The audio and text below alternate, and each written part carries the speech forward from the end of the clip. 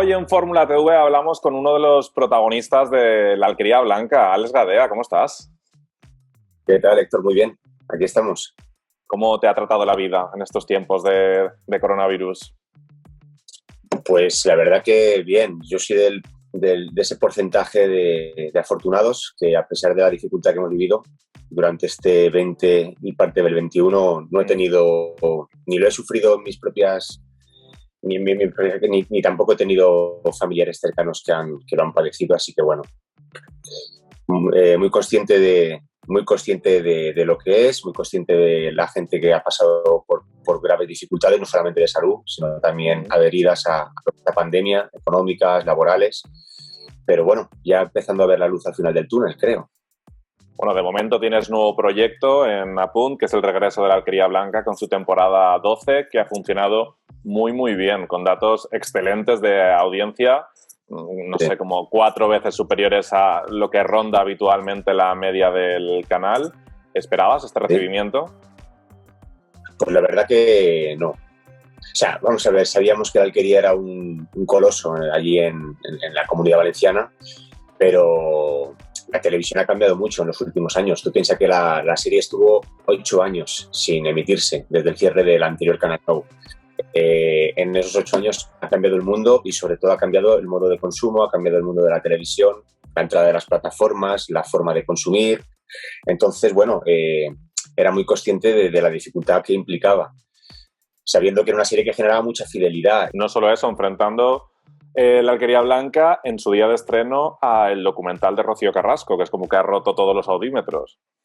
Totalmente, sí. Eso leí ayer en la prensa que había hecho, no recuerdo la cifra, pero que era una barbaridad 30 y pico. País, y que se sabía que iba a ser como uno de los acontecimientos televisivos de la última época. Así que con más mérito, ¿no? Tenemos motivos para estar contentos. Totalmente. Vamos a empezar por el principio. ¿En qué momento te llega esta propuesta? ¿Cómo te quedas? ¿Te planteaste en algún momento si aceptar, si no? Porque tú ya te habías ido un tiempo antes de la serie, antes de que acabase. Sí. Bueno, yo creo que desde hacía ya un par de años antes se oían rumores de que había una intención por parte de la productora de volver a levantar el proyecto. Sí que es verdad que no se acababan de materializar, pero sí que hubieron llamadas de ¿estarías dispuesto a volver? Bueno, nunca fue una cosa del todo concreta, pero yo siempre de alguna forma pensé que es una serie en la que para mí implica un vínculo afectivo y un vínculo que va más allá también un poco de... Es un trabajo, por supuesto, pero bueno, hay un componente que va más allá. Y cuando al final sí que se materializó, estamos hablando de que hablamos en otoño de este 2020, de la posibilidad de que realmente iba a haber una temporada nueva, pues fue bastante fácil. Podía compaginarlo con las otras cosas que tenía en ese momento. Han sido 2 meses de trabajo, con lo cual no era una temporada tampoco que se extendiera mucho en tiempo, y me apetecía volver y reencontrarme con aquello. Sí que es verdad que en ese proceso pensé y dije, ¿cómo me voy a encontrar con un proyecto en el que hice yo concretamente hace 10 años que no estaba? Han pasado tantas cosas en el momento vital en el que estoy, a lo mejor.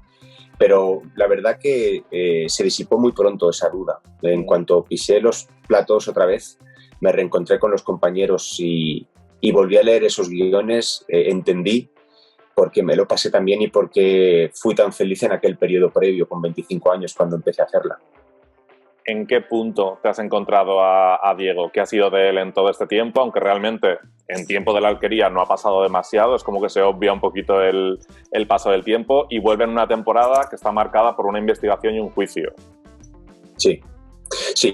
Bueno, en cuanto al personaje, es un hombre ahora. El Diego que conocimos de las temporadas anteriores de alguna forma era un chaval, ¿no? Yo creo que tenía 24 años cuando empecé a hacer la serie. Y era, era un chaval con conflictos propios de esa edad, que estaba como un poco más desubicado, perdido. Prácticamente su padre lo tiene que traer. Salimos un poco huyendo de California. La entrada al pueblo es que salimos huyendo de California porque yo tenía problemas allí legales, una vida un poco desordenada. Entonces, bueno, ese fue un poco el inicio, se fue asentando, fue cogiendo autonomía el personaje, fue cogiendo de alguna forma más responsabilidades en cuanto a lo laboral, a los temas de la bodega, y luego pues toda la trama sentimental que recordamos de aquella época. Ahora lo que sí que es cierto es que es un personaje mucho más hecho.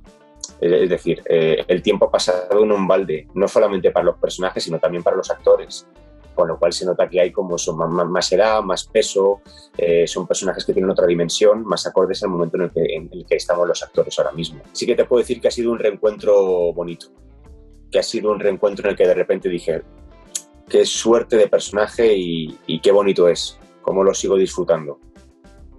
Una dimensión que también se traslada a lo que es el proyecto en sí, porque vuelve con una temporada mucho más compleja a nivel argumental, con un salto de calidad. Como comentabas antes, la ficción ha cambiado muchísimo en la última década y os habéis tenido que adaptar un poco a la nueva situación, también con la intención de si se quiere llegar a plataformas de streaming, como podría ser el caso, que parece ser que se está estudiando, es un requisito necesario. Sí. Totalmente.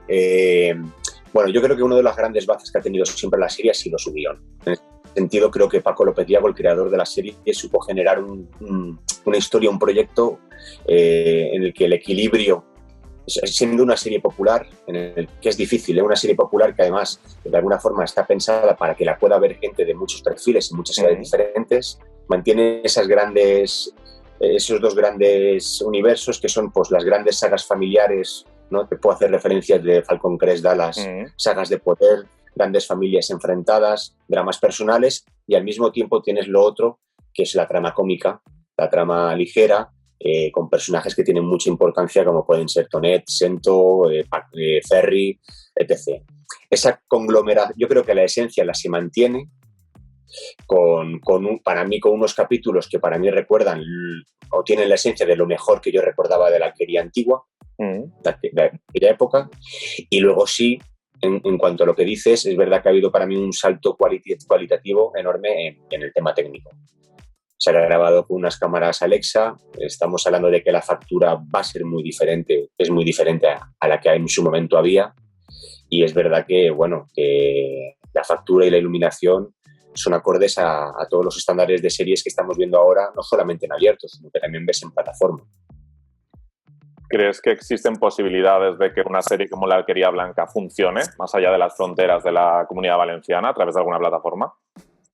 Totalmente, totalmente. Al fin y al cabo no dejamos de hablar de cosas universales, ¿no? Como puede ser los conflictos humanos, los conflictos personales, el tema del amor, el tema de las traiciones, el tema de las venganzas.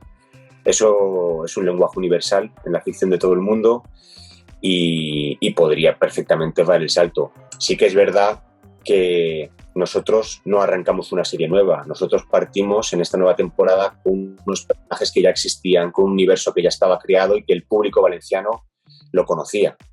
Me imagino que habría que empezar a vender toda la historia desde el primer capítulo, ¿no? Y han pasado muchos años, los saltos de tiempo son evidentes, pero ojalá traspasasen nuestras fronteras, creo que podría hacerlo perfectamente. ¿Por qué crees que a lo mejor la ficción valenciana no está tan asentada como si lo está, por ejemplo, la catalana, que tenemos el caso de Merlí, que es una serie que se ha visto en toda España, que se ha visto incluso fuera de nuestras fronteras, que ha funcionado muy bien en plataformas digitales? Bueno, yo creo que el cierre de lo que fuera Canal Nou, en ese sentido, fue un agujero y fue de alguna forma paró el tejido audiovisual de la Comunidad Valenciana, y remontar eso cuesta.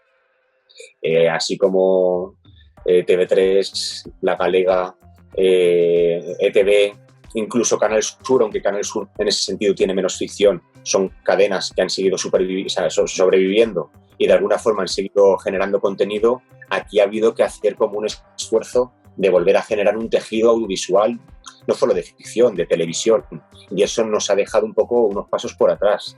Sí que es cierto que se están haciendo las cosas muy bien ahora mismo desde Apunt, y creo que se está intentando de alguna forma dinamizar y reflotar y recuperar todo el tiempo perdido, pero para que haya un tejido de audiovisual y de ficción valenciana nos hacen falta, creo que estamos en el camino, pero nos hacen falta pues eso, un par de años para no solamente que haya una serie de éxito, sino para que a lo mejor hayan 2 o 3. Yo recuerdo en su momento, no sé si fue el mejor momento de la ficción valenciana, pero recuerdo que hubo un momento en que teníamos 2 ficciones. Estaba El Alquería, pero estaba Señor Retor.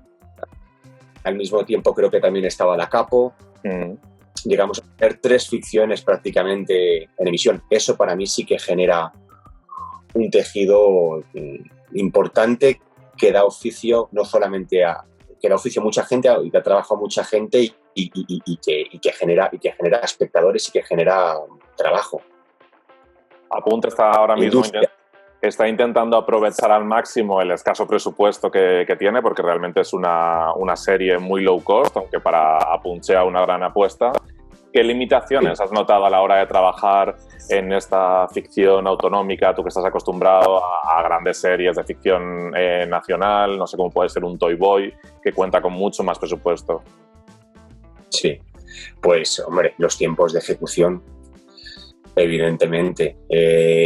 Yo recuerdo que viví en Ciudad de la Luz, en la primera época de la alquería, por llamarlo de alguna forma, las vacas gordas de esta historia, ¿no? Se rodaba en Alicante, en Ciudad de la Luz, teníamos muy buenos platós, teníamos más tiempo para poder hacer la serie, las temporadas se hacían en 3 meses, incluso te diría que más tiempo, habían más medios.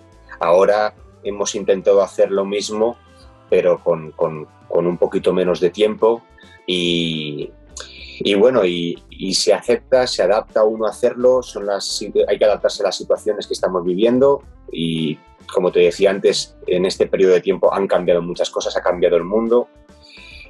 Creo que no únicamente pasa en las series autonómicas, creo que de alguna forma pasa en todos los sitios. Creo que los procesos de producción de las series han menguado un poco con respecto a lo que yo recordaba cuando empecé en esto. Yo recuerdo, no sé, mis primeras intervenciones en televisión con 20 y pocos años, recuerdo series como Hospital Central y recuerdo aquello y la forma de elaboración que había y era otra cosa, era otra realidad. Parecía que se hacía cine en aquel momento. Para hacer una secuencia te podías tirar 2 horas y pico y ahora evidentemente eso no existe. Entonces, bueno, hay que adaptarse. También es cierto que esta primera temporada había muchos componentes nuevos, había un plato nuevo, había mucha gente del equipo técnico que empezaba, había que engrasar muchas cosas y muchas piezas. Estaba el COVID. Estoy seguro de que estaba el COVID, que eso lo ha dificultado mucho, efectivamente, pero estoy seguro que si hubieran más temporadas, ya con esos mimbres que se han creado en esta temporada nueva, seguramente iba a ir todo mucho más rodado y mucho más ágil en ese sentido todos. Según nos ha comentado Alfred Costa, el director de Apunt, va a haber una mid-season a partir del capítulo 10 en el que va a ser un poco el test definitivo para tomar la decisión de si vuelve la alquería con una nueva temporada o no. ¿Tú estás abierto a volver? ¿Has venido para quedarte? Bueno, yo siempre dejo esa puerta abierta. Y más con una serie que, como te decía antes, hay una cuestión también pues vincular, ¿no? Mi madre bromea y me dice, si no haces la alquería no vienes a casa. Entonces, es decir, hay un componente que si puedo, yo siempre que pueda de alguna manera compaginarlo, me gustaría de alguna forma estar, no sé en qué medida, no sé en qué grado, por calendario y por agenda, pero es un proyecto que me gusta y que me conecta con una parte muy bonita de mí y que me gustaría participar siempre que pueda, claro. Vamos a hablar de otros proyectos más allá de la televisión autonómica, de algunos de los últimos, como puede ser el caso de Toy Boy, que ha renovado por una segunda temporada después de convertirse en un fenómeno a través de Netflix. ¿Hay alguna posibilidad de que estés? Porque está como, sin entrar en spoilers, está complicado, ¿no? Está complicado. Bueno, no es un spoiler decir que en el último capítulo de la primera temporada me pegan un tiro. Eso no es un spoiler, ya se ha visto. Además, un disparo. Es decir, no es que de repente no se ve muy bien, el plano se va al cielo y el personaje cae. No. El personaje le pegan un disparo en el esternón y cae. Entonces, a partir de ahí pueden pasar muchas cosas. Es cierto que siempre los guionistas en este sentido, los creadores siempre dejan como especies de ventanitas abiertas en el que nunca se ve el cadáver, nunca se ve el cuerpo, pero así terminó la primera temporada. Me consta que están rodando la segunda en este momento, creo que están finalizándola y bueno, me alegro mucho por el equipo porque es verdad que la acogida que tuvo en Antena, en A3 Media, fue bastante discreta, como está pasando últimamente en casi todas las ficciones que se hacen en abierto, ¿no? Pero luego han tenido una segunda vida en plataforma y en Netflix ha ido como un tiro, ha ido fantásticamente bien, me han llegado mensajes de todas las partes del mundo y en época de pandemia, que es cuando además salió, en Netflix barrió, así que me alegro mucho por ellos porque cuesta mucho levantar una serie y me gusta que tengan vida y que tengan más allá de una temporada. Vas a tener ya complicado viajar en general por el mundo, porque ya Italia, ya fuiste un fenómeno con Puente Viejo y ahora entiendo que te has abierto a un montón de países más. Bueno, es lo que tiene la globalización y lo que está trayendo este mundo de las plataformas. Haces una serie en tu país, fíjate qué estarán pensando los actores turcos en este momento. Totalmente. Turquía se ha convertido en un país. El otro día estaba leyendo un artículo de prensa en que decían que era un país que todos conocíamos, que se había hecho de alguna forma puntero en los implantes, en las operaciones capilares, y que además el propio gobierno lo había potenciado y había generado estructuras para que fuera así, pero se han dado cuenta de que es uno de los mayores exportadores de ficción que hay ahora mismo, no solamente en el... Entonces, pues ojalá podamos decir que la ficción española se encuentra en ese estado de salud el día de mañana. Hay que comentar otro proyecto curioso que has tenido últimamente, que es Historias de Alcafrán, que es una serie que no sé muy bien de dónde salió. Fue como en Fórmula TV nos enteramos como de repente, se estrena ya, ¿de dónde viene esto? Sí. ¿Fue como un proyecto secreto o qué pasó ahí? No fue un proyecto secreto, pero no sé muy bien decirte porque me imagino que las decisiones estratégicas de cómo se hizo la serie y cómo se promocionó, yo no llego ahí, pero sí es cierto que empezamos a rodar una semana o 2 semanas antes de la pandemia, del famoso 13 de marzo, 13 o 14, no recuerdo el día, ¿no? Sí. Entonces empezamos a rodarla, sabíamos que era para Televisión Española, sabíamos que eran 5 capítulos, que es verdad que yo es una cosa que nunca había hecho, rodar una serie de 5 episodios, siempre con la posibilidad de que si la serie funcionaba, alargar una segunda temporada. Y nada, llegó la maldita pandemia, tuvimos que parar, retomamos en junio, julio, cuando el gobierno permitió la vuelta al trabajo y nada, y eso hicimos esos 5 episodios, pero además sí que es verdad que se programó con bastante prisa, fue un poco... Yo he de decir que me divertí mucho haciéndola, yo disfruté mucho haciéndola, había un elenco maravilloso, María Isasí, Ángel Ruiz, Carlos Chamarro, Iker Lagarcha, Agustín Jiménez, lo pasamos muy bien, nos reímos mucho y sobre todo capitaneados por Moisés Ramos Paino, el director, que me pareció un descubrimiento, maravilla como persona y como director del barco, pero bueno, nos quedamos un poco con la sensación de que se fue todo muy rápido y de que qué pena. ¿Cómo te quedaste al descubrir que la vaca era la narradora? ¿Cómo nos quedamos todos, yo creo? Fue una sorpresa. Pues sí, un poco sorprendidos, ¿cierto? Sí, la verdad que sí. Ha habido mucho coño en ese sentido. En el WhatsApp del grupo de los compañeros ha habido este tema ha dado para mucho. Más allá de Historias de Alcafrán, ¿qué más proyectos tienes? No sé si tienes algo para televisión próximamente. Pues han habido posibilidades, pero no ha acabado de verlo, no ha surgido, no ha fructificado, no ha fructificado, pero tengo proyectos teatrales ahora mismo. Justo recién sé que voy a estar en el Clásico de Alcalá de junio, en el festival que hacen en Alcalá de Teatro todos los años, con un texto de Calderón de la Barca, me apetece mucho.